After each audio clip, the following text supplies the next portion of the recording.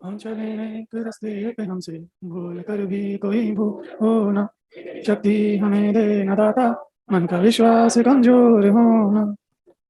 Sheet discussion बता दो। लो exercise first, chemical equilibrium.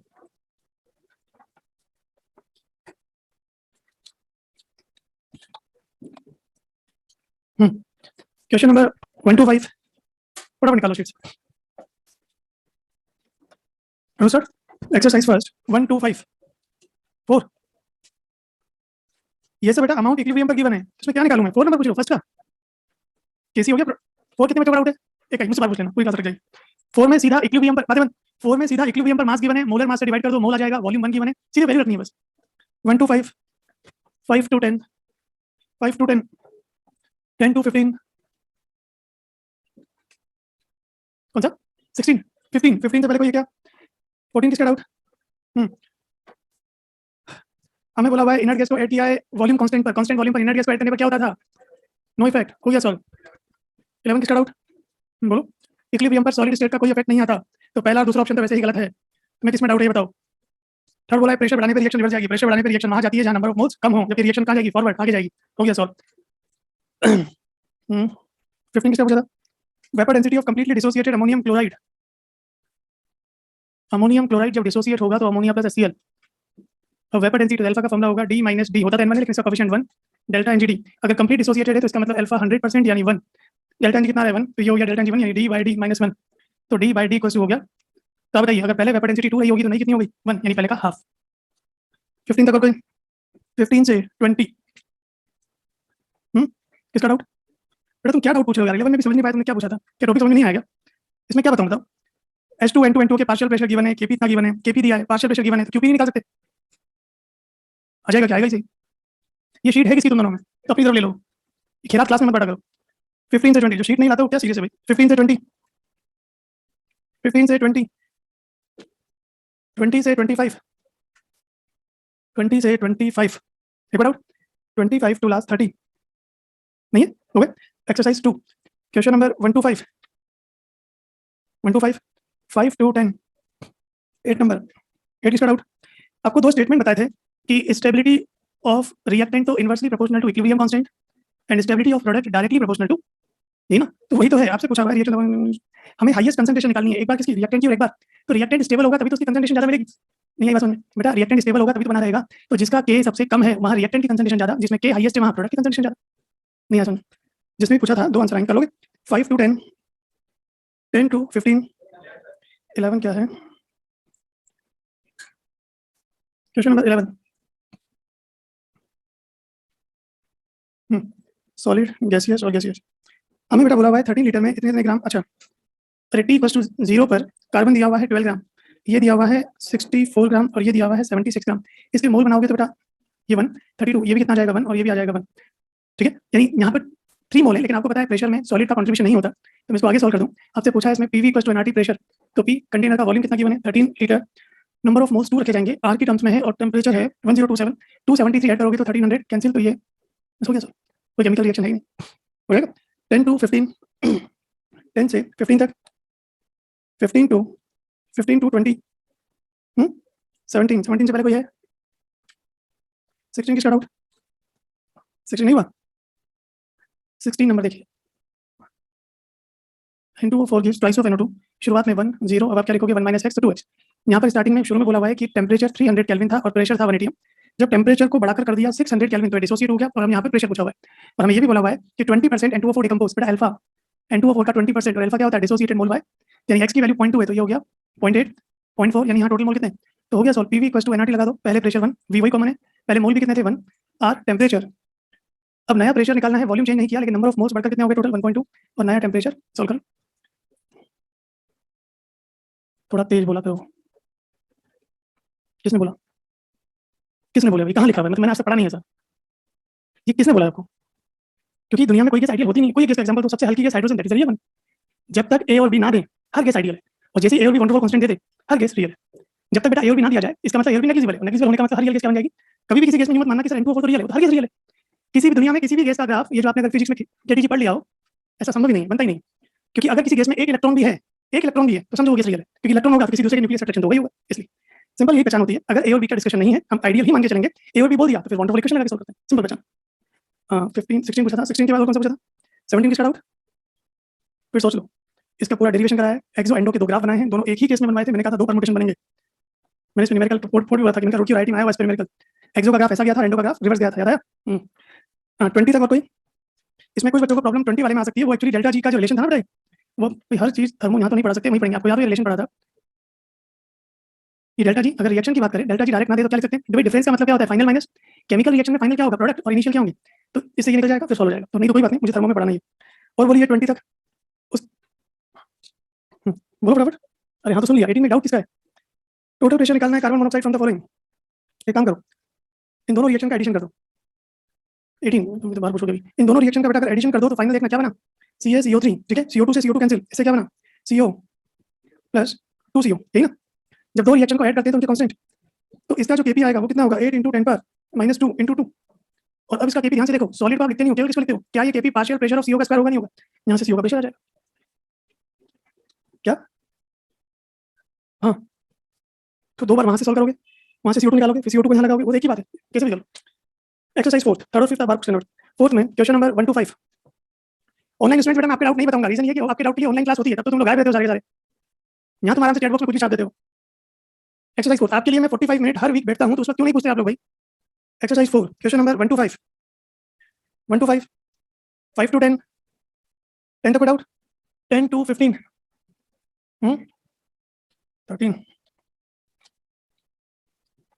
13 number देखिए।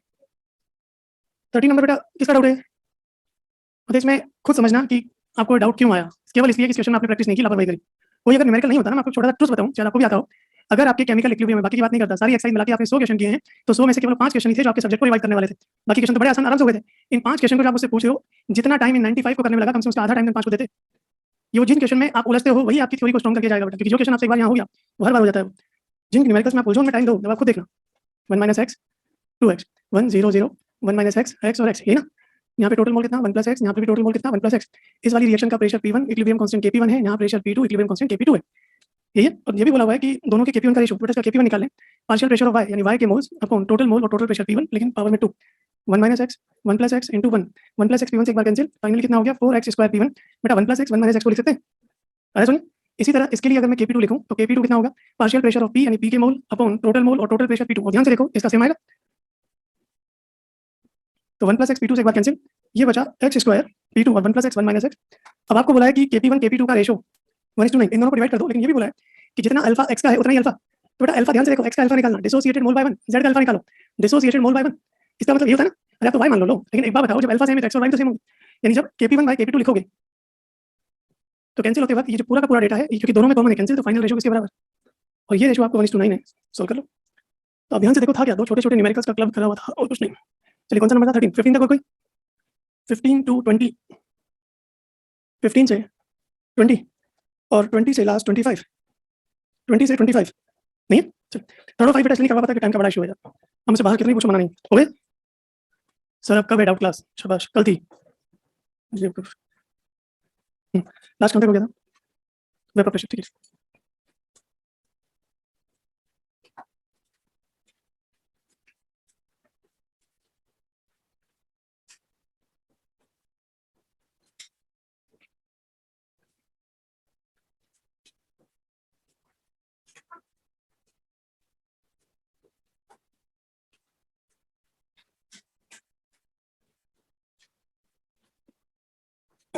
करूँ स्टार्ट?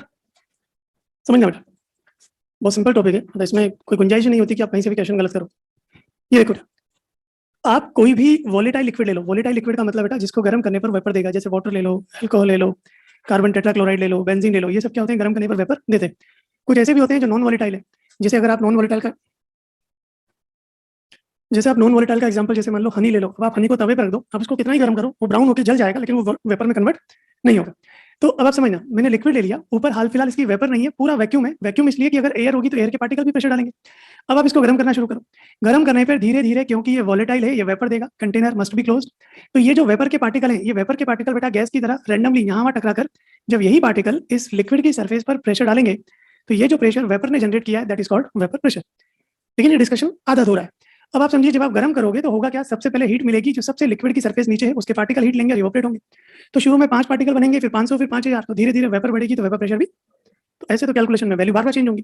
तो हम क्या करते हैं, शुरू में वेपर प्रेशर कैलकुलेट नहीं करते, हम वेट करते हैं इक्विलिब्रियम का। आप समझो एक ऐसी स्टेज आएगी यहाँ पर जितनी भी वेपर आ सकती है वो आ जाएगी, जिसे बोलते हैं बेटा सैचुरेशन। उसके बाद अगर फर्दर एक पार्टिकल इवोपरेट हुआ तो कहीं ना कहीं से दूसरा पार्टिकल इधर से वापस कंडेंस हो गए। यानी अब क्या हो रहा है, जितना लिक्विड वेपर में जा रहा है उतनी गैस वापस लिक्विड में आ रही है। इसे बोल सकते हैं इक्विलिब्रियम मेंटेन हो गया। जितना इवोपरेशन है उतना ही कंडेंसेशन। अब क्योंकि वेपर का अमाउंट फिक्स है, अब जो वेपर जनरेट होगा उसको क्या बोलते हैं, वेपर। तो वेपर प्रेशर की कैलकुलेशन हमेशा इक्विलिब्रियम स्टेज पर होती। किसी को डाउट होगी सर करते कैसे, तो हम क्या करते हैं लैब के अंदर, तो फिर आपकी चॉइस, चाहो तो ओपन एंड ले लो, क्लोज एंड ले लो, बैरोमीटर ले लो, और यहाँ पर आपको पता है इन जनरली मरकरी लिया जाता है। अब जब ये लिक्विड का पार्टिकल यहाँ पर बेटा फोर्स या प्रेशर एक्सर्ट करेगा तो धीरे धीरे ये लेवल तो जाएगा डाउन और ये लेवल ऊपर अप होगा। मान लेते हैं जितना इस कॉलम की हाइट को गेन हुआ h, तो प्रेशर कितना हुआ बेटा, और ये जो रो जी एच प्रेशर आप जानते हो वेपर ने जनरेट किया, दैट्स व्हाई वेपर प्रेशर। लेकिन आप ये भी समझ रहे हो कि सर इसके लिए तो आपको हर बार एक्सपेरिमेंट करने लैब में जाना पड़ेगा। हम क्योंकि थियोरेटिकल टॉपिक पढ़ रहे हैं इसलिए हम पहली और लास्ट बार इस फॉर्मूले से निकालेंगे, हमारे लिए चीज काम की नहीं। हम कोशिश करेंगे कि बिना लैब में जाए कैलकुलेशन हो जाए। हाल फिलहाल समझ में आ गया वेपर प्रेशर क्या होता है, कब कैलकुलेट होता है, कैसे कैलकुलेट होता है। डेफिनेशन लिखिए, pressure exerted by pressure exerted by vapor particles on liquid surface when liquid is in equilibrium with vapor,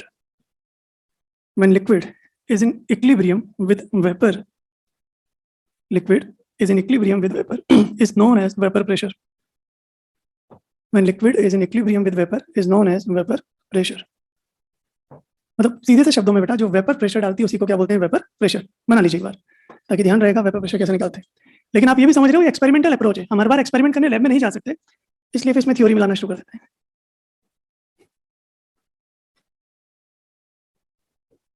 क्या हुआ, करो ड्रॉ करो उसको, फिर इसमें आगे बढ़ते हैं। इसमें रो पता है रो क्या होता है, जो ये लिक्विड फिल किया हुआ है ट्यूब में जो भी उसकी डेंसिटी, जी आपको पता है इसी एक्सेलरेशन कांस्टेंट और एच हाइट।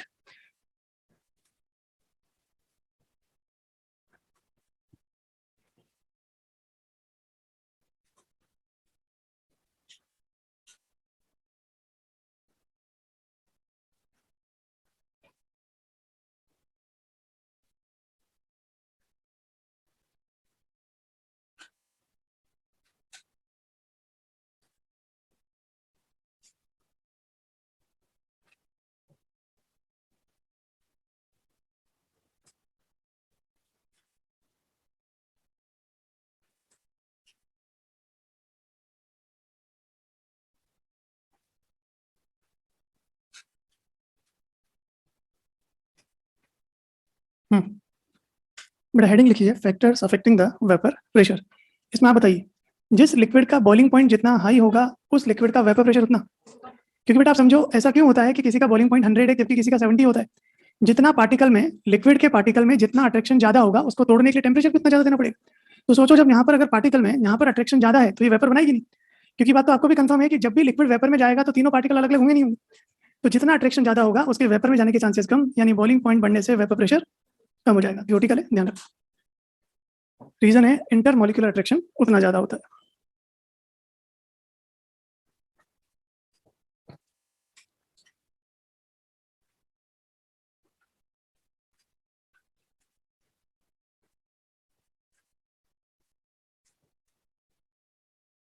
सेकंड है बेटा टेम्परेचर। ये बताइए जितना टेम्परेचर बढ़ाओगे वेपर प्रेशर उतना, क्योंकि जितना टेम्परेचर बढ़ाते जाएंगे वेपर प्रेशर कंटिन्यूअस बढ़ता जाएगा क्योंकि वेपर बढ़ेगी। सिंपल शॉर्ट में लिख दीजिए टेम्परेचर बढ़ने से वेपर प्रेशर बढ़ेगा। और मैथमेटिकल देखना चाहें तो वो भी देखा जा सकता है। जैसे बेटा मान लो हमने ले लिया कोई लिक्विड है ए, कुछ भी मान सकते हो, और इससे ये कौन सा प्रोसेस है, एंडो या एक्सो। लिक्विड को वेपर में लेके जाना तो बेटा एंडोथर्मिक है ना। वाटर मान लो, वाटर से स्टीम कब बनेगी, इसका मतलब हम एंडोथर्मिक रिएक्शन को डील कर रहे हैं। मान लो टेम्परेचर T1 पर इसका इक्विलिब्रियम कांस्टेंट कितना, मान लो Kp1। मैंने टेम्परेचर को T2 कर दिया तो नया इक्विलिब्रियम कांस्टेंट। टेम्परेचर चेंज होने से इक्विलिब्रियम कांस्टेंट चेंज भी होते हैं क्या, आप बताओ। होते हैं, क्योंकि याद है एंडो में, अगर एंडो में है तो मैं बोल सकता हूँ अगर मैंने टेम्परेचर को बढ़ाया है तो मैं बिना कैलकुलेशन के बोल सकता हूँ इक्विलिब्रियम कांस्टेंट भी बढ़े होंगे। अब दो टेम्परेचर और उनके इक्विलिब्रियम कांस्टेंट के बीच में रिलेशन तो लास्ट चैप्टर में क्लियर कर चुके, याद है? लॉ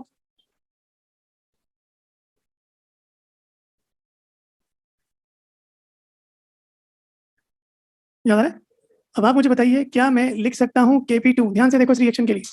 क्या इक्विलिब्रियम कांस्टेंट का मतलब pressure of product upon pressure of reactor नहीं होता? लेकिन Kp2 का मतलब प्रेशर ऑफ ए, ये होगा ना, T2 टेम्परेचर पर, और Kp1 का मतलब उसी प्रेशर ऑफ ए। और क्लियर कर दें, प्रेशर ऑफ ए कौन सी स्टेज में? गैसियस। लिक्विड का तो कंसीडर करते नहीं हो, एट T2। और यहाँ पर हो जाएगा partial pressure of A gaseous at Kp। जब लिखोगे तो ये लिखोगे बेटा, pressure of product by pressure of reactant. तो क्या मैं Kp की जगह, भाई लिक्विड को तो 1, इन दोनों की जगह मैं वेपर प्रेशर डाल सकता हूँ? और जैसे आप ए का प्रेशर बोल रहे हो, जब ये लिक्विड वेपर प्रेशर डालेगा तो बेटा ये प्रेशर इसका वेपर प्रेशर ही तो है। तो बस मैं प्रेशर को भी और क्लियर कर दूं, तो जिसे आप ये बोल रहे हो ये हो जाएगा vapour pressure of A at T2। और इसको आगे लिख सकते हैं, जिसे प्रेशर ऑफ ए बोलते हैं यही है वेपर प्रेशर ऑफ ए। ये दोनों डेटा यहाँ रख दिए जाए, तो चाहो तो आप डायरेक्ट लिख देना, क्या मैं Kp की जगह लिख सकता हूँ वेपर प्रेशर 2। इसमें न्यूमेरिकल करने का कोई सेंस नहीं है, क्योंकि याद करो हम इसमें इक्विलिब्रियम काइनेटिक्स में, याद है काइनेटिक्स में ई आता था, यहाँ रेट कांस्टेंट वो भी कर चुके इक्विलिब्रियम, मतलब न्यूमेरिकल इक्विलिब्रियम में यहाँ पर इक्विलिब्रियम कांस्टेंट वो भी हमने किया हुआ है। बस आप तो ये थ्योरेटिकल ध्यान रखो कि अगर कभी पूछ ले तो बस इक्विलिब्रियम कांस्टेंट की जगह क्या डालना है बेटा? Vapour pressure. और कोई बोले डेल्टा एच क्या होता है, क्या यहाँ पर डेल्टा एच वो हीट नहीं है जो लिक्विड को इवोपरेट करेगी? तो इसको बोलेंगे हीट ऑफ वेपराइजेशन। कोई डाउट हो तो पूछ लेना।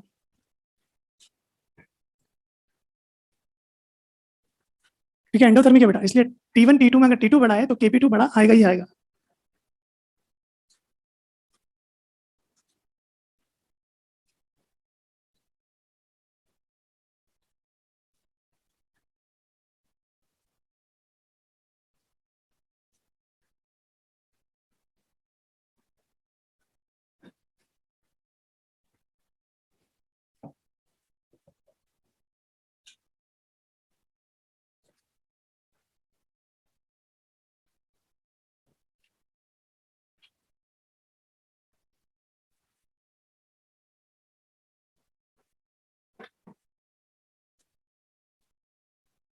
तो इसमें तो रिजल्ट ध्यान रखना कि टेम्परेचर बढ़ाने पर वेपर प्रेशर बढ़ेगा।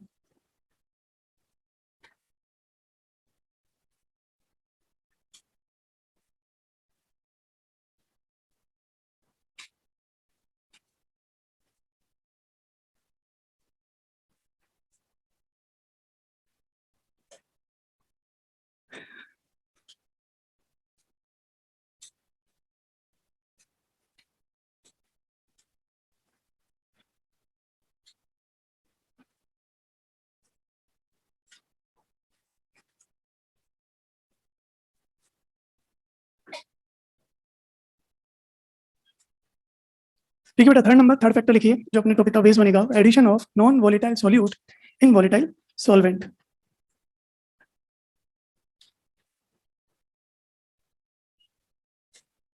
नॉन वोलेटाइल्स का मतलब जिसको कितना ही गर्म कर दो वो वेपर में कन्वर्ट। एग्जांपल, बहुत सारे एग्जांपल है बेटा, जैसे NaCl, ये सब क्या है? आप इनको कितना ही गर्म करो ये कभी भी वेपर में कन्वर्ट नहीं होते। रीजन क्यों नहीं होते भाई?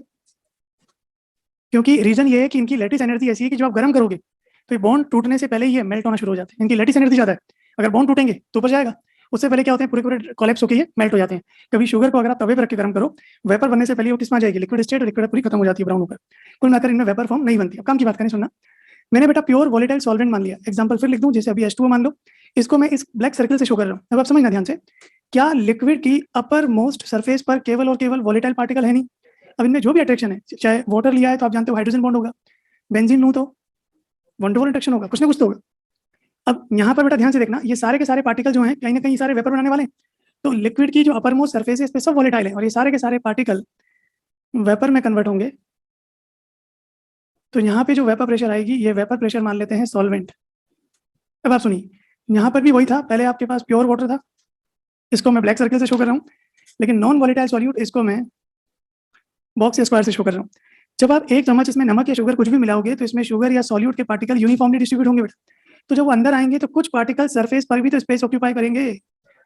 तो क्या ऐसा नहीं लग रहा कि पहले के कंपैरिजन में जो सरफेस पर वेपर बनाने वाले पार्टिकल हैं उनका नंबर कम हो गया? तो जब पार्टिकल्स कम तो वेपर कम बनेगी, तो वेपर प्रेशर कम होगा, तो ये वेपर प्रेशर किसके जनरेट हुआ? सॉल्यूशन।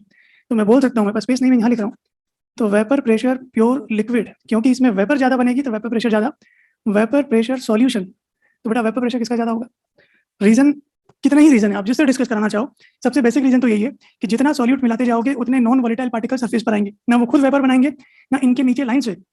अगर कोई बोले कि सर इसके नीचे तो वोलेटाइल होंगे लेकिन जब तक ये जगह नहीं छोड़ेगा तब तक नीचे के पार्टिकल इवोपरेट, तो जितने ज्यादा पार्टिकल सरफेस पर आते जाएंगे वेपर प्रेशर तेजी से डाउन होता जाएगा। आ रहा सुन?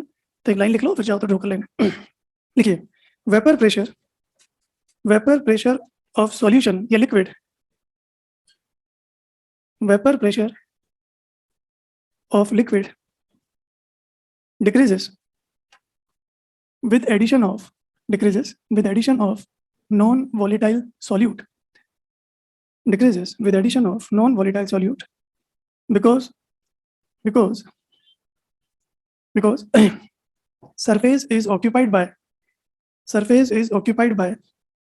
non-volatile particles. Surface is occupied by non-volatile particles. तो ये थोड़ा ध्यान रखना, किसी लिक्विड में नॉन वोलेटाइल मिला दोगे तो वेपर प्रेशर पहले से कम हो जाएगा।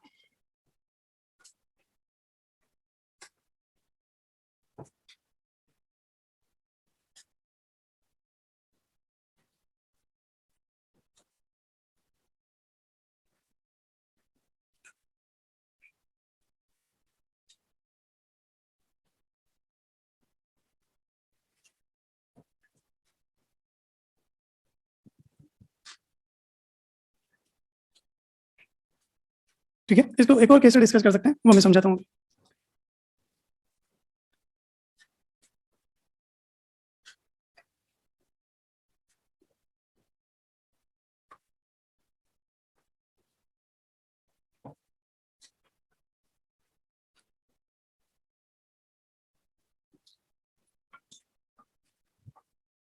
हो गया बेटा। और अगर नॉन वोलेटाइल की जगह वोलेटाइल मिला दूं तो कुछ नहीं कह सकते, डिपेंड करता है आपने जो वोलेटाइल मिलाया है उसका खुद का नेचर क्या है, वो पढ़ेंगे, वो डिस्कस करते हैं। ये क्लियर है? चलिए इसको एक छोटे से पार्ट में डिस्कस कर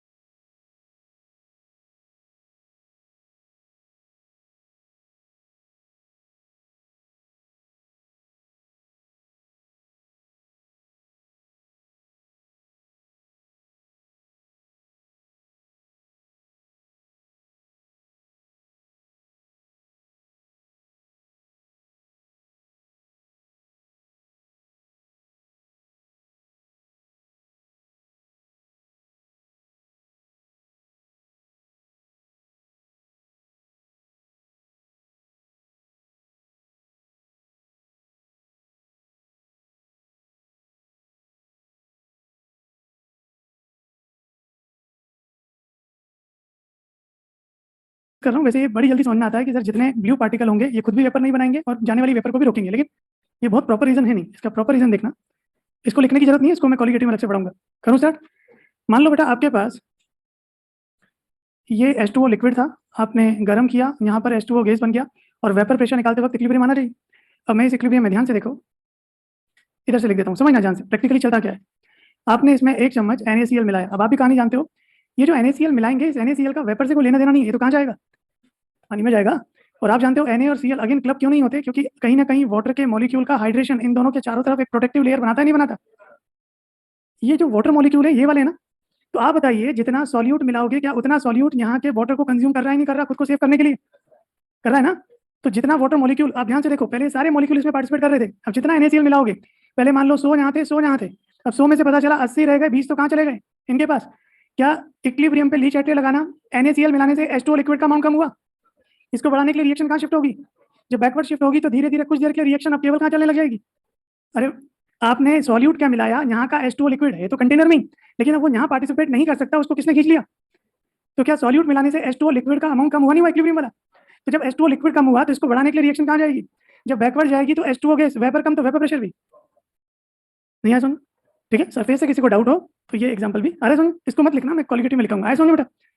चलिए अब इसमें जो मैं आपसे पूछ रहा था कि वोलेटाइल में अगर नॉन वोलेटाइल कुछ मिला दें तो वो डिस्कस करते हैं। चलिए इसमें हेडिंग लिखिए calculation of vapour pressure, but heading लिखो calculation of vapour pressure of solution, calculation of vapour pressure of solution on mixing volatile liquids. सबसे पहले बेटा दो वोलेटाइल लिक्विड्स को मिला रहे हैं, वोलेटाइल लिक्विड्स। लो इसको टेबल में ही बना लेते हैं, आपको रटना कुछ नहीं पड़ेगा, समझना। मान लो बेटा मेरे पास कोई सॉल्यूशन बोल दो या मिक्सचर बोल दो, और ये ध्यान से देखना, इन दो लिक्विड का मिक्सचर है ए और बी, और दोनों वोलेटाइल है। आप अपनी चॉइस से एक का एग्जांपल अभी H2O मान सकते हो, दूसरे का एग्जांपल कुछ भी मान लो CCl4। दोनों लिक्विड है, दोनों गर्म करने पर वेपर देते हैं, लेकिन दोनों का नेचर अलग अलग है। काम की बात करें, ठीक है। और प्रॉब्लम देखिए हम ये सब क्यों कर रहे हैं, क्योंकि समझना ध्यान से, मैं इन दोनों को गर्म करूंगा तो ऑब्वियस है बेटा ए की वेपर भी बनेगी और बी की वेपर भी बनेगी, लेकिन ए और बी की वेपर बराबर नहीं बनेगी। अरे हो सकता है ए में अट्रैक्शन बहुत ज्यादा हो, तो जब बॉन्ड नहीं टूटेंगे तो वेपर भी, लेकिन उतने ही टेम्परेचर पर बी का अट्रैक्शन कम हो तो बी ज्यादा वेपर बनाएगा। हो सकता है जब ए के 5 पार्टिकल ऊपर जा रहे हो बी के 500 जा रहे हो, तो इसका मतलब ए और बी दोनों का प्रेशर बराबर भी नहीं आएगा। कोई बोले कि सर मुझे तो ये बताओ, इसमें ए जो वेपर प्रेशर डालेगा उसको वेपर प्रेशर ए बोला, बी की वेपर प्रेशर को बी बोला, दोनों की वैल्यू बताओ सर अलग अलग। यहाँ पे एक्सपेरिमेंट फेल है, आप क्या करोगे, लैब में जाओगे, अब यही करोगे ना। लेकिन बेटा आप समझो, ये जो हाइट आएगी इसे जो भी वेपर प्रेशर आएगा, ये वेपर प्रेशर तो पूरा सॉल्यूशन का आएगा, तो ये तो आएगा vapour pressure of A plus vapour pressure of B. अब ध्यान से सुनो, इन दोनों में इनका कॉन्ट्रीब्यूशन कितना है वो एक्सपेरिमेंट नहीं बता सकता, पॉसिबल ही नहीं है। वो बताने के लिए हम जो यूज करेंगे that is routes law. Routes law क्या बोलता है सुनिए, आपने 2 3 4 जितने को मिलाया है, ठीक है, बात समझ में आई। हमें थ्योरी क्यों पढ़नी पड़ रही है, मैंने ये जो वोलेटाइल लिक्विड लिए हैं तो इनका vapour pressure of volatile liquids, ये ए था और ये बी था। जब आपने ए और बी को मिक्स नहीं किया बेटा, और जब इनको गर्म करोगे तो जो ए की वेपर प्रेशर बनेगी, तो इसके प्रेशर को मैं पी नॉट से बोल रहा हूँ। पी नॉट मतलब प्योर स्टेट में ए का वेपर प्रेशर। इसी तरह जो बी है, बी को जब गर्म करोगे बी की वेपर बनेगी, तो इसके प्रेशर को किससे बोला, पी नॉट बी। तो पी नॉट बी का मतलब हो जाएगा vapour pressure in pure state. तो इसको पी नॉट ए से रिप्रेजेंट किया और इसको पी नॉट बी से। अब आपने जब इन दोनों को मिलाया है तो मिलाते वक्त कोई जरूर नहीं दोनों का अमाउंट सेम हो। कोई भी केस मान लो, जैसे मैंने मान लिया सपोज मोल, इसके कितने मान लिए Na, कितने मान लिए Nb। तो अगर मोल ये हैं तो आप मोल फ्रैक्शन क्या क्या हो जाएगा, Na अपॉन,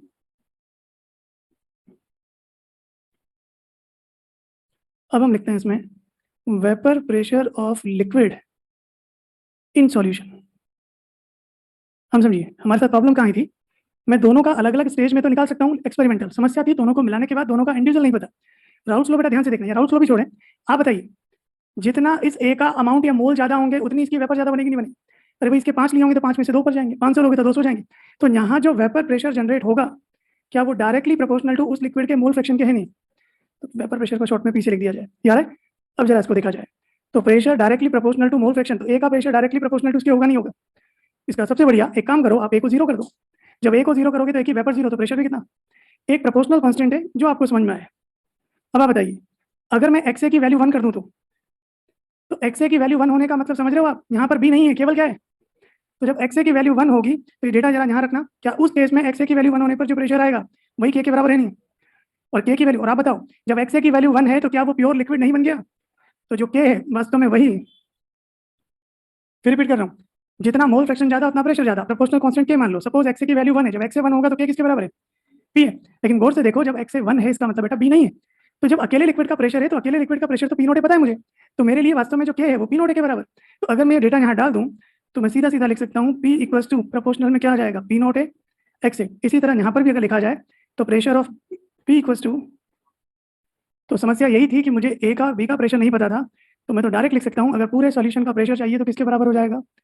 अगर आपको सब थ्योरी याद है आप सीधे यहाँ से लिख सकते हैं बेटा। और रही बात पी ए कैसे निकालेंगे, ठीक है। तो जो मैंने आपसे पूछा था कि अगर एक वोलेटाइल में दूसरा वोलेटाइल मिला दूं तो वेपर प्रेशर, अब डिपेंड करता है सामने वाला इससे भारी पड़ रहा है कम पड़ रहा है, समझ में आ रहा है। तो वो कुछ नहीं कह सकते, कैलकुलेशन बताएगी, ये समझना है। चाहो तो डायरेक्ट लिख लो, ये राउट्स लॉ है, राउट्स लॉ इक्वेशन। तो राउट्स लॉ कोई मुझसे पूछे क्या होता है, कुछ नहीं, जिस लिक्विड का मोल फ्रैक्शन जितना ज्यादा उसका प्रेशर कितना, सिंपल है। जैसे नोट करना चाहो करो, या डायरेक्ट इक्वेशन याद है डायरेक्ट लिखो, न्यूमेरिकल शुरू करते हैं।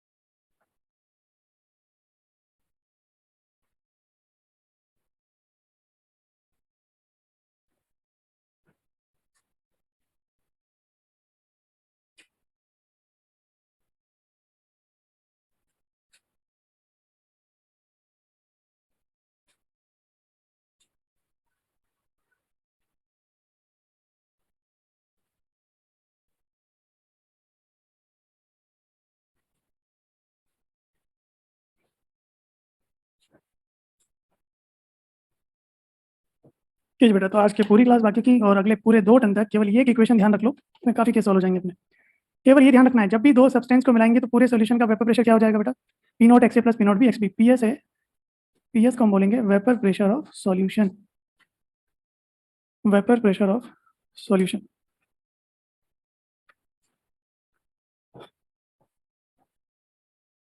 ठीक है, इसमें ये दोनों के दोनों क्या हैं, वॉलेटाइल। अब सोचो इन दोनों में से कोई अगर एक नॉन वॉलेटाइल हो तो जो नॉन वॉलेटाइल होगा, ऐसा नहीं कि इसके मोल नहीं मिलाए गए, जो नॉन वॉलेटाइल होगा उसका प्रेशर कितना होगा। सोचो अगर ये ग्लूकोज या शुगर होता तो क्या ये गर्म करने पे वेपर देता। तो ये इन जनरल फॉर्मूला है, 2 की जगह अगर 3 होते तो वो तो बढ़ता जाता यार।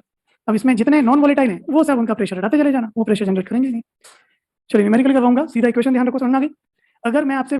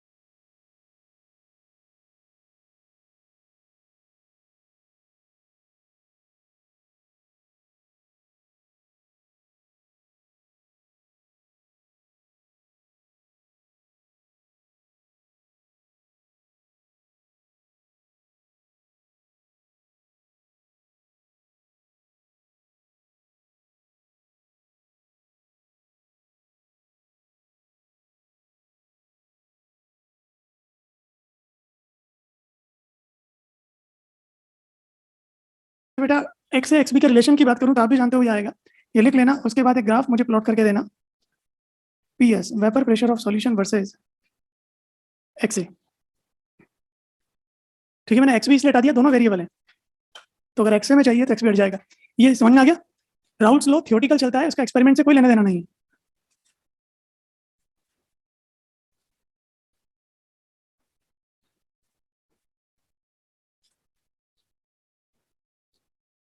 कीजिए, ग्राफ बनाइए पी एस वर्सेज एक्स ए।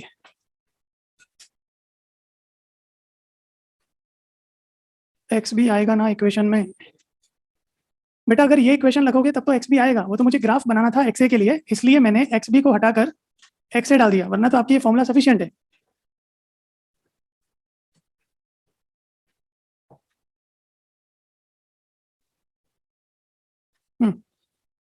एक ग्राफ बना दीजिए पी एस वर्सेज एक्स ए। और मैं शुरू से बोलता आ रहा हूँ, हमेशा कोशिश कीजिए जो भी वाई एक्सिस पे लिखा हो उसकी वैल्यू निकालो।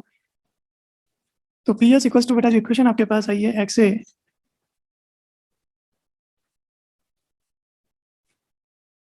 ठीक ना, कंपैरिजन कर लो तो y इक्वल्स टू बोलिए एम एक्स प्लस सी।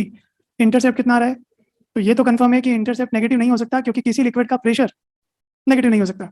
और रही बात स्लोप या टेन थीटा, तो टेन थीटा की वैल्यू बेटा ये कितनी आ रही है, P not a minus P not be. अब आपने अगर सपोज पी नॉट ए को बड़ा माना है तो स्लोप पॉजिटिव जाएगा। मैं दोनों ही बना देता हूँ, अगर आपने ग्राफ बनाया है तो गलत नहीं, ठीक है, बस ये लिख देना। और अगर तो फिर बेटा ये क्या होगा, किसी को लगे कि sir P not A P not be बराबर हुए, वो नहीं होंगे, क्योंकि 2 लिक्विड अगर अलग है तो सबका नेचर में 2 लिक्विड है, उनके बॉइलिंग पॉइंट अलग, सारा नेचर अलग होता है।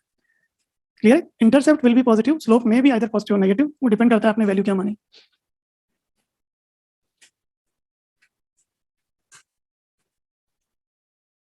चलिए इसमें एक एग्जांपल ट्राई करते हैं।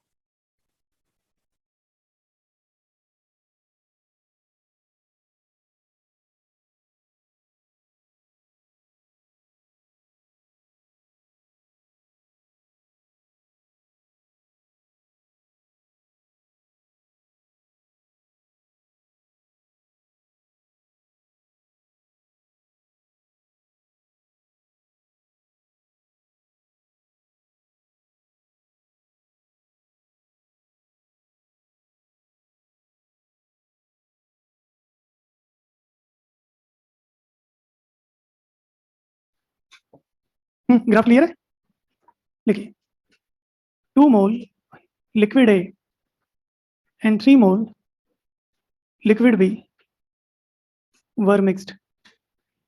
2 mole liquid A and 3 mole liquid B were mixed, and vapor pressure of solution is 300 torr.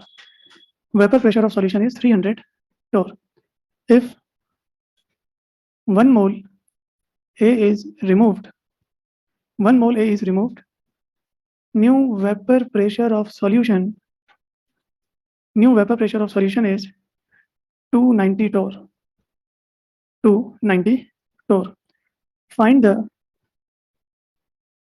the vapor pressure of A and B in pure state. Pure state का मतलब बेटा पी नोट है, P note B निकालना है। कीजिए, दो case हैं, दो इक्वेशन बनेंगी, सॉल्व कीजिए।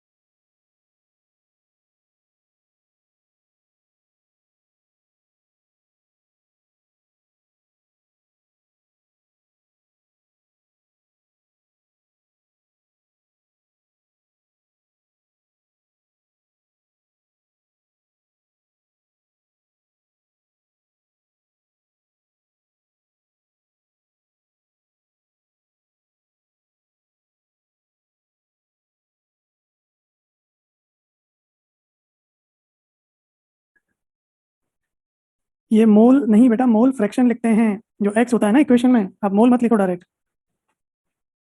मोल से मोल फ्रैक्शन बनाओ। एक मिनट,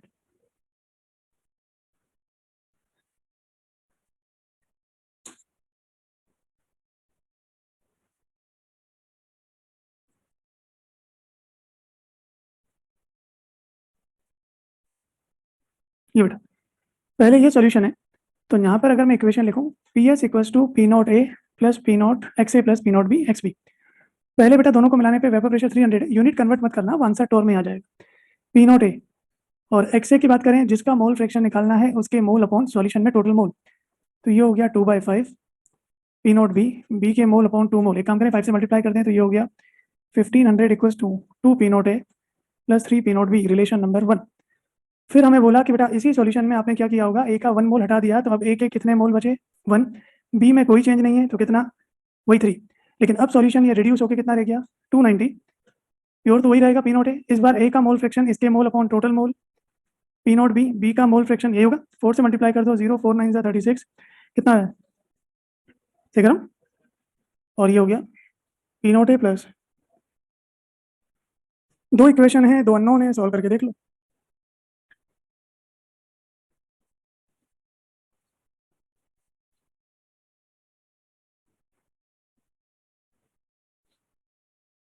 कितना आ रहा है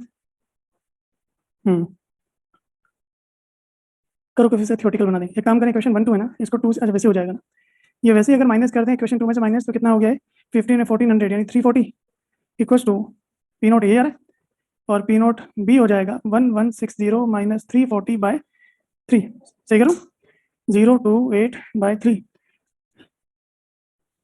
ये आ रहा है लमसम। कोई बता सकता है ए और बी में से ज्यादा वोलेटाइल कौन है? जिसका वेपर प्रेशर प्योर में ज्यादा, इसका मतलब वोलेटाइल वो ज्यादा है। कोई बता सकता है किसका बॉइलिंग पॉइंट ज्यादा होगा? क्योंकि जो वोलेटाइल, आपको अगर कोई थ्योरेटिकल कंक्लूड कराना चाहे तो बॉइलिंग पॉइंट लिक्विड है, बॉइलिंग पॉइंट बी में किसका ज्यादा होगा? क्योंकि इसकी वेपर कम बन रही है। सॉरी, ठीक है, ठीक है। कर लोगे? एक और लिखिए। समझ में आया बेटा? सिंपल सी इक्वेशन है, लेकिन जरा ध्यान रहे अभी हम दोनों लिक्विड को क्या मान के चल रहे हैं? वोलेटाइल। तो बोला तो था ही नहीं वोलेटाइल। अब लैंग्वेज में देखो, वोलेटाइल वर्ड तो कहीं आया नहीं। अगर किसी का वेपर प्रेशर दिया है या पूछा है तो वेपर है, इसका मतलब उसका नेचर क्या है बेटा? वोलेटाइल। ध्यान रखना। एक और लिखिए, vapour pressure of solution on mixing, vapour pressure of solution on mixing liquid X and Y is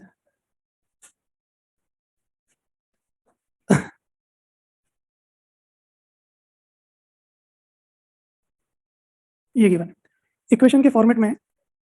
तो ये गिवन है P मान लो, या वेपर प्रेशर जो आप बोलना चाहो, 220 मोल फ्रैक्शन ऑफ Y प्लस 120।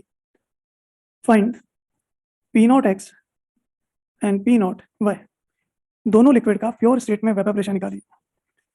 करो बेटा, मैं चाह रहा हूँ नॉन वोलेटाइल भी आज कवर कर ही ले। ये समझ में आ गया लास्ट एग्जांपल? 120 है, 340।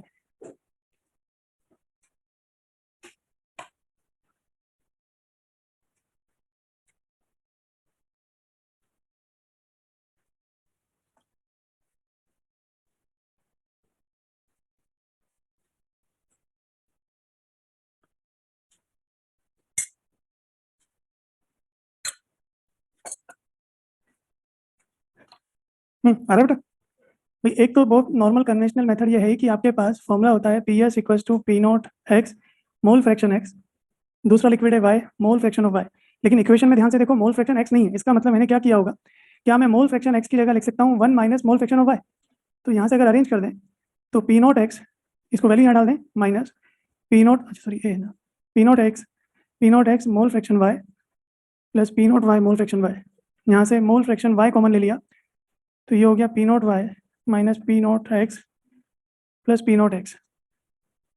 अब आप कंपैरिजन कर लो, इसका मतलब पी मोल फ्रैक्शन वाई ये 220 है, ये किसके बराबर है? बड़ा कंपैरिजन करा तो P naught Y minus P not X, ये वैल्यू कितनी है? और ये जो डेटा है 120, ये किसके इक्वल है? इस वैल्यू को यहाँ रख देना, ये आंसर आ जाएगा। और अगर शॉर्ट में करना चाहते हो तो वो भी लिख लेते हैं। कुल मिलाकर मोल फ्रैक्शन वाई का फॉर्मेट है, तो मोल फ्रैक्शन एक्स को हटा दो, बाकी सोल्व कर लेना। ठीक है, तो एक इक्वेशन ये है और वेपर प्रेशर की एक इक्वेशन आपके पास ये आ गई।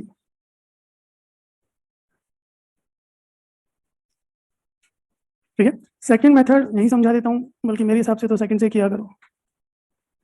सेकंड मेथड समझना है बेटा? सेकंड मेथड ज्यादा आसान है। आप बताइए, अगर सपोज मान लें मोल फ्रैक्शन जो y गिवन है जीरो, एक बार जीरो मान लो। सोचो जब y का मोल फ्रैक्शन जीरो है, y नहीं है, तो वहां पर ले देकर केवल और केवल क्या है? x। मोल फ्रैक्शन x कितना है बेटा? अगर एक्स वाई की वैल्यू यहाँ जीरो यहाँ रख देना तो क्या ये वेपर प्रेशर 120 होगा? नहीं होगा। एक्स वाई की वैल्यू जीरो रखो, वेपर प्रेशर 120। और जो वेपर प्रेशर है ये केवल किसकी वजह से होगा? अकेले x की वजह से, क्योंकि y नहीं है। तो अकेले x का जो प्रेशर है वो उसका प्योर स्टेट का प्रेशर होगा? नहीं होगा। इसी तरह से एक बार x y की वैल्यू जीरो रखी है, एक बार वन कर दो। वन करने का मतलब इस बार x नहीं है, तो जो भी आपके पास वेपर प्रेशर जनरेट हुआ 220 इंटू वन प्लस 120 कितना हो गया? ये जो प्रेशर है वो केवल y की वजह से है, तो अगर अकेले y का प्रेशर है तो ये पी नॉट y आ जाएगा। भाई एक बार इक्वेशन में x की y की वैल्यू जीरो डाल दो, एक बार वन डाल दो यार।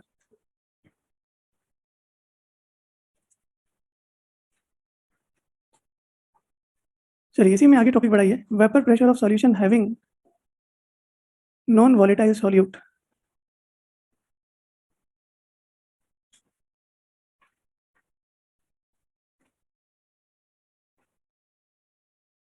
तो इसमें बेटा कुछ नया पढ़ना नहीं है, जो भी आप न्यूमेरिकल करते आ रहे हो बस एक लाइन जोड़नी है। Vapour pressure of solution having non volatile solute. देखिएगा, मेरे पास एक लिक्विड था, बढ़ो आगे। मेरे पास एक लिक्विड था वॉलेटाइल, एग्जांपल दिमाग में रखो, सिंपल पानी। तो इसमें मैंने नॉन वॉलेटाइल कुछ मिला दिया, जैसे मैंने ले ली यहाँ पे शुगर या ग्लूकोज यूरिया कुछ भी। अब आप समझो बेटा, जब गर्म करोगे तो ध्यान से सुनना, ए और बी दोनों है, तो ए के मोल भी है बी के मोल भी है, ए का मोल फ्रैक्शन होगा तो बी का मोल फ्रैक्शन भी होगा। लेकिन जब मैं इसको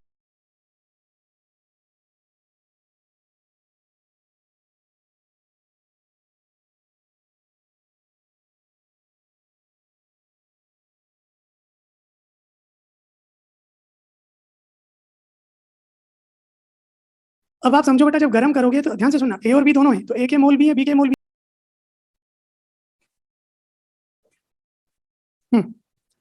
vapour pressure of solution having non volatile solute. देखिएगा, मेरे पास एक लिक्विड था, बढ़ो आगे। मेरे पास एक लिक्विड था वॉलेटाइल, एग्जांपल दिमाग में रखो, सिंपल पानी। तो इसमें मैंने नॉन वॉलेटाइल कुछ मिला दिया, जैसे मैंने ले ली यहाँ पे शुगर या ग्लूकोज, यूरिया, कुछ भी। अब आप समझो बेटा, जब गर्म करोगे तो ध्यान से सुनना, ए और बी दोनों है, तो ए के मोल भी है, बी के मोल भी है। ए का मोल फ्रैक्शन होगा तो बी का मोल फ्रैक्शन भी होगा। लेकिन जब मैं इसको हीट करूंगा तो यहाँ जो वेपर जनरेट होगी वो केवल और केवल, तो ये जो प्रेशर होगा होगा तो पूरे सॉल्यूशन की वजह से है, लेकिन केवल किस लिए रेस्पॉन्सिबल कौन है? तो हमें तो राउल्ट्स लॉ के अकॉर्डिंग पता है, प्रेशर ऑफ सॉल्यूशन का फॉर्मूला होता है जितने भी कंपोनेंट हैं, और सपोज थर्ड हो वो भी जोड़ दो। लेकिन आप भी तो जानते हो कि जो नॉन वॉलेटाइल है बी, उसको गर्म करने पर वो प्रेशर, तो जो नॉन वॉलेटाइल है बस उसके पी नॉट बी की वैल्यू कितनी कर देना। तो सिंपल है, हो सकता है मैं 2 वॉलेटाइल ले लूँ, 3 नॉन वॉलेटाइल ले लूँ। आपको ध्यान रखना है कि जितने बेटा नॉन वॉलेटाइल हैं उनका वेपर प्रेशर प्योर में कितना होता है। तो ये हो गया सिंपल, पी नॉट एक्स है। अब ए और बी तो हम ध्यान नहीं रखेंगे हर बार, तो हम तो न्यू लिखें, ए से हमारा मतलब क्या है, प्योर लिक्विड या सॉल्वेंट, और मोल फ्रैक्शन ये भी क्या होगा। तो आप तो सीधा सा ये फॉर्मूला ध्यान रख लो, फिर इस पे न्यूमेरिकल्स करते हैं। भाई जो नॉन वॉलेटाइल है उसका वेपर प्रेशर आना ही नहीं है।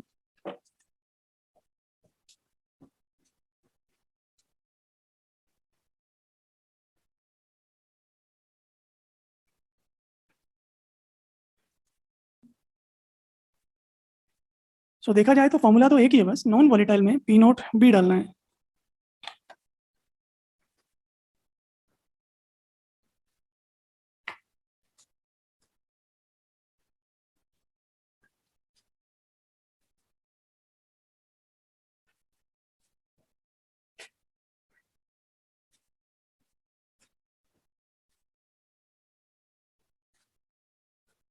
करूँ सर? सुनना है बेटा, सिंपल बेसिक वही इक्वेशन है। मैंने कहा ना, आज की क्लास, अगली क्लास, उसकी भी अगली क्लास में इस एक इक्वेशन से हम काफी कुछ संभाल लेंगे। P not X plus P not B X B. चलिए, find the vapour pressure of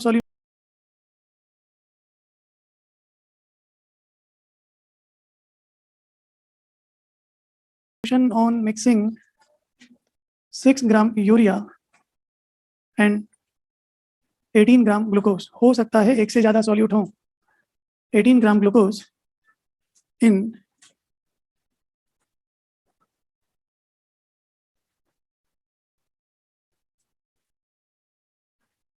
180 gram, calculation simple कर देता हूँ, 180 gram water and vapor pressure of H2O is 600 torr.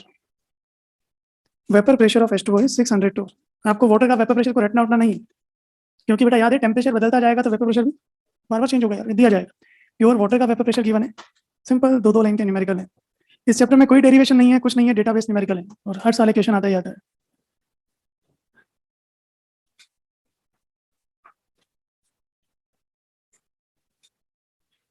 Urea glucose का मोलर मास बताऊं कुछ? हाँ बेटा, यूरिया 60, ग्लूकोज 180।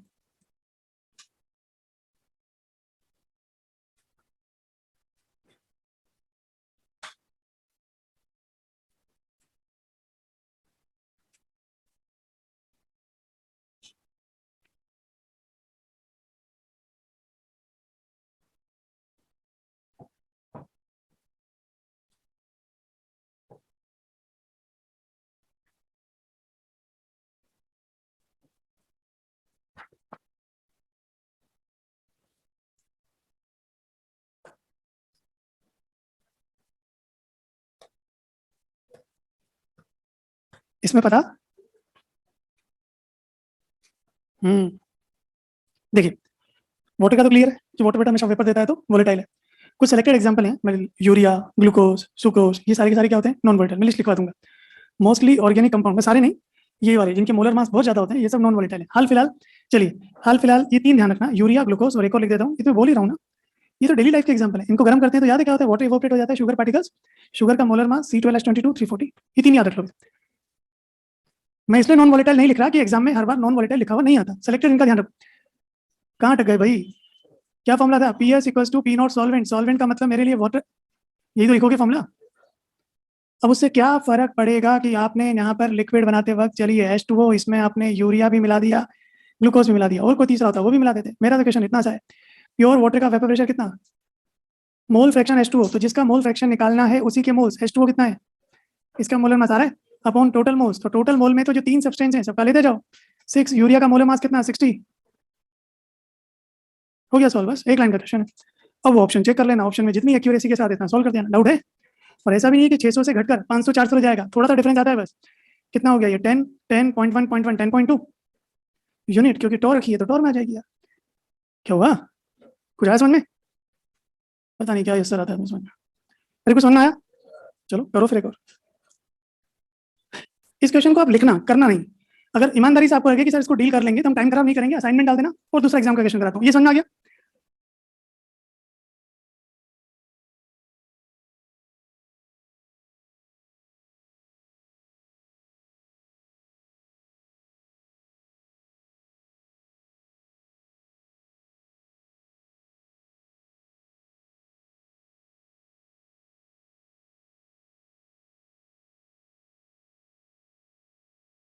फाइंड द, ये आपके जेईई मेन का ही क्वेश्चन है, पता नहीं इसी एग्जाम का है, कंफर्म नहीं जेईई मेन नहीं है। Find the vapour pressure, find the vapour pressure of aqueous solution. Aqueous एक काम करना, एक्वस यूरिया सॉल्यूशन कर देना। चलो find the vapour pressure of aqueous urea solution which is 12%, which is 12% W by W of solution। और bracket में लिख देना पी नॉट वाटर गिवन है 760 mmHg। पहले आप इसको देख के मुझे बताओ, ये डील कर सकते हो? कैसे करोगे? पी नॉट गिवन है, इससे क्या निकाल सकते हो? 12/100 कर लोगे इसको आराम से। भाई मैं हिंट दे दूँ, मैं इसलिए चाह रहा हूँ कि मैं अगला वाला क्वेश्चन थोड़ा अच्छा है। 12% को 12/100 लिख सकते हो। ये किसका मास होता है? ये सॉल्यूशन का मास है। आपको किसका मास चाहिए? सॉल्यूट का। तो यूरिया का मास इतना है, सॉल्यूशन का मास इतना है, तो वाटर का मास आ जाएगा इसमें। कर लोगे सॉल्व? 4-5 लाइनें छोड़ देना, नहीं आए मुझसे कहना, नेक्स्ट टाइम डिस्कस कर लेंगे। ये होम असाइनमेंट लिख दीजिए। नोट गिवन है, इससे क्या निकाल सकते हो? 12/100 कर लोगे सॉल्व आराम से। भाई मैं हिंट दे दूँ, मैं इसलिए चाह रहा हूँ कि मैं अगला वाला क्वेश्चन थोड़ा अच्छा है। 12% को 12/100 लिख सकते हो। ये किसका मास होता है? ये सॉल्यूशन का मास है। आपको किसका मास चाहिए? सॉल्यूट का। तो यूरिया का मास इतना है, सॉल्यूशन का मास इतना है, तो वाटर का मास आ जाएगा इसमें। कर लोगे सॉल्व? 4-5 लाइनें छोड़ देना, नहीं आए मुझसे कहना, नेक्स्ट टाइम डिस्कस कर लेंगे। ये होम असाइनमेंट लिख दीजिए। हो जाएगा बेटा? लमसम जितनी कैलकुलेशन आपको चाहिए हाफ पेज के आसपास, और इसको ट्राई कीजिए आप। तो ये अपने एडवांस में आया हुआ क्वेश्चन है। एक कंटेनर है, इसमें 2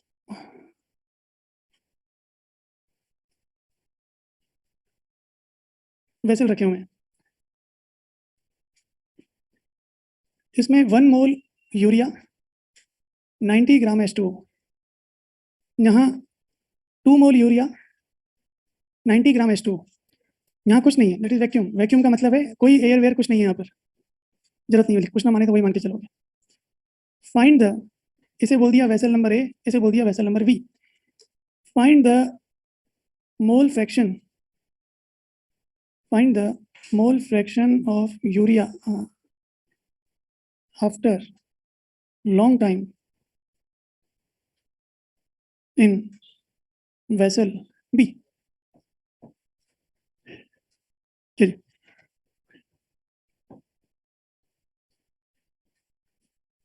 चलिए, आज का लास्ट क्वेश्चन है, कल फिर इसकी वेपर स्टेट पढ़ेंगे। कुछ समझ में आ रहा है? अब तक के क्वेश्चन समझ में आ गए बेटा? करो आराम से, 2-3 मिनट थॉट लो, क्या कर सकते हो। इसमें होगा क्या, प्रोसेस क्या होगा ये बताइए। इसमें होगा क्या? हाँ, इसमें आप समझिए, मैं डिस्कस नहीं कर रहा, बस हिंट दे रहा हूँ। यूरिया वेपर नहीं बनाएगा, लेकिन यहाँ पर तो H2O की वेपर बनेगी। यहाँ भी H2O की वेपर बनेगी। कोई बोले सर गर्म नहीं करे, अरे पानी को गर्म मत करो, फर्श पे फेंक दो, वो सराउंडिंग से हीट लेकर भी वेपर बनाएगा ना। अब लेकिन ये मानते हो कि दोनों तरफ वेपर बराबर नहीं बनेगी, क्यों? क्योंकि सॉल्यूट का अमाउंट अलग है, फर्क पड़ेगा नहीं पड़ेगा? तो ये बता सकते हो कहाँ वेपर बनेगी ज्यादा, कहाँ कम बनेगी? पहले वाले में ज्यादा, क्योंकि ना तो यहाँ पर वेपर प्रेशर, यहाँ वेपर का अमाउंट ज्यादा होगा, यहाँ वेपर का अमाउंट। और याद करो हमेशा गैसेस का फ्लो कहाँ से कहाँ होता है? हाई प्रेशर से। तो एक तरफ से हाई प्रेशर जोन, एक तरफ से हमेशा यहाँ से अब क्या होगा, H2O की वेपर या गैस चलना शुरू हो जाएगी। और कब तक चलेगी? जब तक कि, तो जो लिखा है आफ्टर लॉन्ग टाइम, क्या लॉन्ग टाइम के बाद जितना प्रेशर यहाँ होगा उतना प्रेशर। अब कीजिए आप ट्राई, समझ आई बात? कीजिए। वेपर एक तरह से गैस ही तो है बेटा।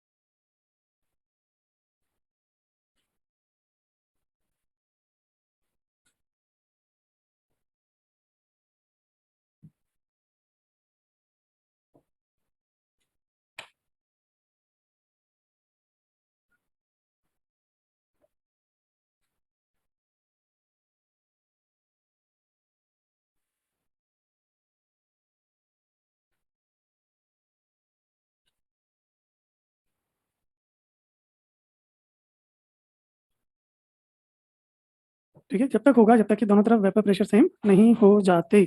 पी नॉट देने की जरूरत ही नहीं है, वो तो प्योर स्टेट में कॉमन। बस कर लो सब, 2 लाइन का क्वेश्चन है, एग्जाम में आया हुआ है, अच्छा एग्जाम्पल लगा इसलिए करवा दी।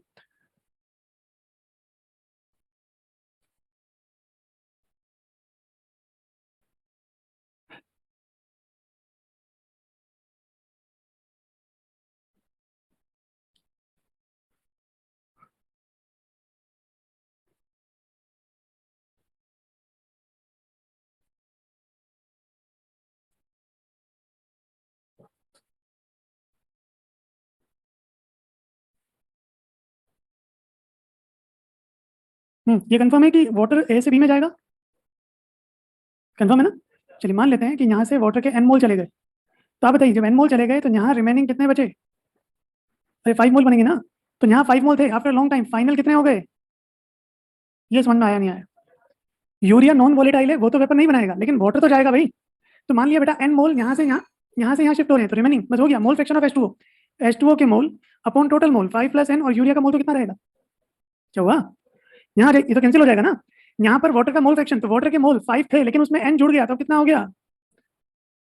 नहीं आ रहा समझ में? बस आपको n निकालना है, जैसे n आएगा तो कर लोगे सॉल्व बेटा।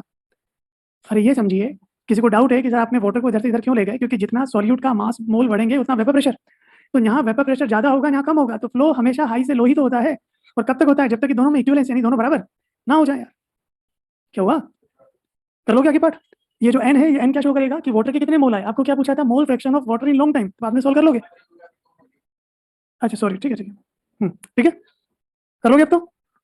सॉल्व करके देखना, जो भी घर पे आंसर आए यहाँ से तो पता लग जाएगा कि वाटर के कितने मोल हुए। क्वाड्रेटिक बन रही है क्या? ये तो वैसे हो जाएगा, हाँ ठीक है। 5/, n की वैल्यू 5/3 आ रही है, यानी 5/3 मोल H2O ट्रांसफर्ड। ये भी लिख सकते हैं transferred from A to B। हमें क्या पूछा था बेटा? B वाले में वाटर का mole fraction, so mole fraction of H2O in B। तो B में वाटर के मोल कितने हो गए? 5 + n, यानी 5 + 5/3 अपॉन टोटल मोल 5 + 5/3 + 2, यही होगा। सॉल्व कर लेना तो यार, तो 1 माइनस कर देना। अरे 1 माइनस कर देना, क्या गलतियाँ निकालते रहते हो सर? लास्ट स्टेप क्लियर नहीं है, लास्ट स्टेप थी कौन सी?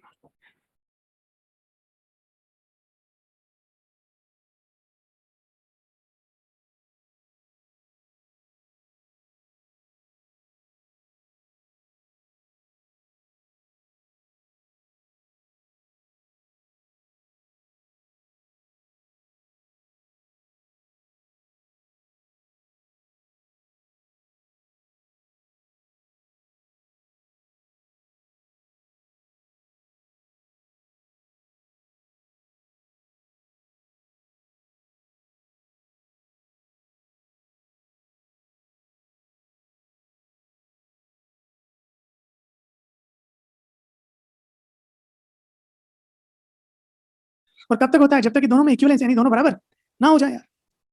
क्या हुआ? कर लोगे आगे पार्ट? ये जो n है, ये n क्या शो करेगा कि वाटर के कितने मोल आए? आपको क्या पूछा था? मोल fraction of water in long time, बाद में सॉल्व कर लोगे। अच्छा सॉरी, ठीक है ठीक है, ठीक है, कर लोगे अब तो। सॉल्व करके देखना, जो भी घर पे आंसर आए यहाँ से तो पता लग जाएगा कि वाटर के कितने मोल हुए। क्वाड्रेटिक बन रही है क्या? ये तो वैसे हो जाएगा, हाँ ठीक है। 5/, n की वैल्यू 5/3 आ रही है, यानी 5/3 मोल H2O ट्रांसफर्ड। ये भी लिख सकते हैं transferred from A to B। हमें क्या पूछा था बेटा? B वाले में वाटर का mole fraction, so mole fraction of H2O in B। तो B में वाटर के मोल कितने हो गए? 5 + n, यानी 5 + 5/3 अपॉन टोटल मोल 5 + 5/3 + 2, यही होगा। सॉल्व कर लेना तो यार, तो 1 माइनस कर देना। अरे 1 माइनस कर देना, क्या गलतियाँ निकालते रहते हो सर? लास्ट स्टेप क्लियर नहीं है, लास्ट स्टेप थी कौन सी? वापस सुन लो बेटा, यहाँ पर वेपर प्रेशर यहाँ ज्यादा है, यहाँ कम है, तो वाटर का फ्लो तब तक होगा जब तक वेपर प्रेशर सेम नहीं हो जाते। तो आफ्टर लॉन्ग टाइम प्रेशर जितना यहाँ होगा उतना यहाँ होगा। पी नॉट से पी नॉट कैंसिल, अगर यहाँ से वाटर के 5 में से n चले गए तो कितना बचा? 5 - n, और वही n यहाँ जुड़ गए तो कितना हो गया? 5 + n। इसको सॉल्व कर n 5/3 आ जाएगा। अब मोल फ्रैक्शन अगर H2O निकालना है तो ये कर देना, मोल फ्रैक्शन यूरिया पूछा है तो यूरिया का निकाल लेना। लो शीट में क्वेश्चन दे दूं, ये संडे टेस्ट है क्या पे? नहीं है ना? सॉल्यूशन एक्सरसाइज फर्स्ट, ये समझ में आ रहा है बेटा न्यूमेरिकल्स? फर्स्ट में अब आप ट्राई करोगे क्वेश्चन नंबर, अभी एक बार भी नहीं दिए क्या? दिए, देख लेना एक बार। फर्स्ट में अब आप ट्राई करोगे क्वेश्चन नंबर 1 2 6, उसके बाद क्वेश्चन नंबर 8 8 9 10, लिखा 8, 9, 10। उसके बाद क्वेश्चन नंबर 26 एक्सरसाइज 2 सेकंड में क्वेश्चन नंबर, अच्छा ये तो आप मैं कराऊंगा, होगा नहीं।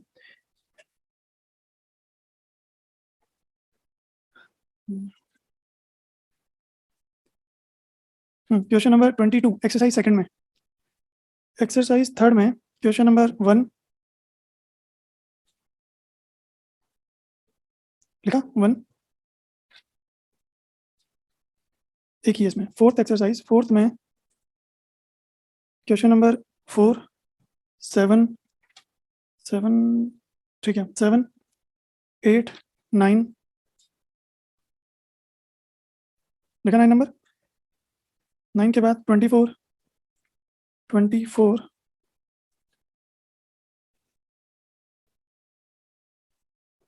यही बस।